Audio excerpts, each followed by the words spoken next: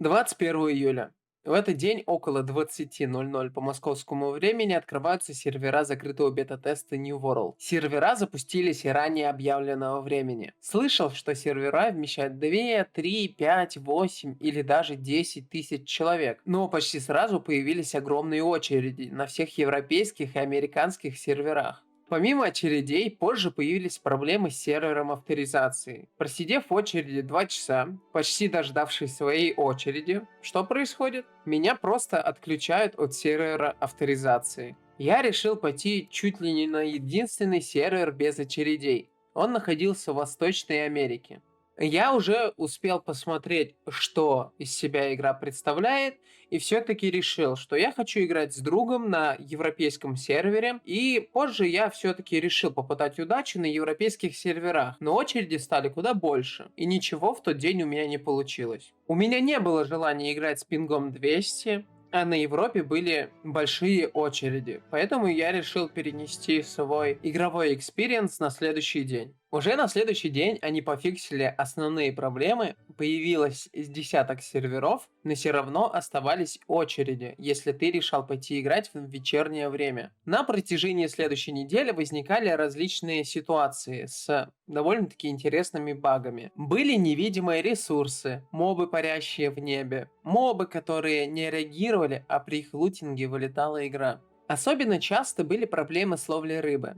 И вроде бы они пофиксили их, но в последние дни беты я пару раз сталкивался с крашами игры, ловя рыбу. Были и проблемы с кривыми обновлениями, из-за чего на протяжении суток крашились сервера, каждые несколько минут были вылеты у людей. Многие, думаю, еще слышали о том, что New World убивает видеокарты. Она сильно нагружает видеокарту. И лишь на картах одного производителя были проблемы. Они это признали и даже компенсировали все людям, которые столкнулись с этим. Также были проблемы у людей из-за хай ультра настроек с 120 FPS, так как игра все-таки нагружала видеокарты и нагрев был довольно большой, поэтому советовалось все-таки ограничить свой FPS на 60 и играть на средне-высоких настройках, даже имея суперпроизводительную видеокарту, дабы снизить ее нагрев. Может быть, это и не понадобилось бы, если у нас на дворе не было лета, а на улице плюс 40. Лично я играл на средних и имел плюс-минус 60 FPS, но температура моей 1050 Ti местами поднимался до 70 градусов, а со стримом было решено вообще снизить FPS до стабильных 30. И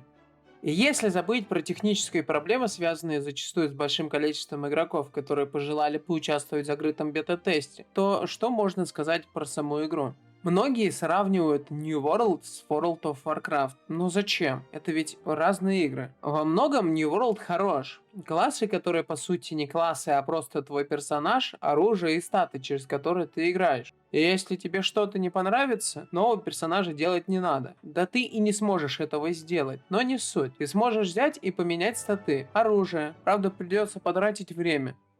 Non-таргет система.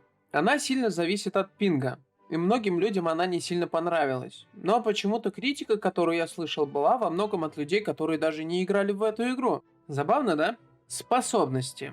Скиллов может быть у вас 6. Кто-то говорит, что этого совсем мало, но в том году было 9. И разработчики посчитали, что это, наверное, слишком много. А некоторые играют даже не прокачивая, допустим, все используемые способности, а берут пассивки. И говорят, что больше пассивок местами реально лучше. Что вы думаете по этому поводу? Было бы интересно узнать.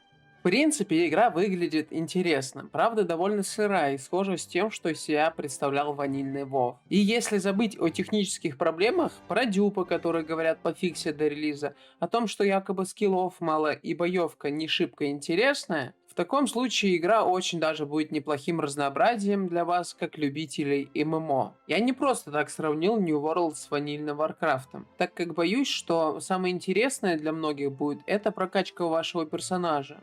Но может быть я и ошибаюсь, и разработчики в ближайшее время добавят больше интересного контента. Ну а так в игре очень много PvP составляющей, а вот по поводу PvE существует сколько там, 8 данжей и что-то типа похожего на рейды. Возможно, в ближайшем будущем появится действительно крутое PvE событие, которым понадобится наличие целого рейда от вас. Хотя сражение в осадах против толп монстров в принципе тоже неплохое. Но, как по мне, этого пока что недостаточно.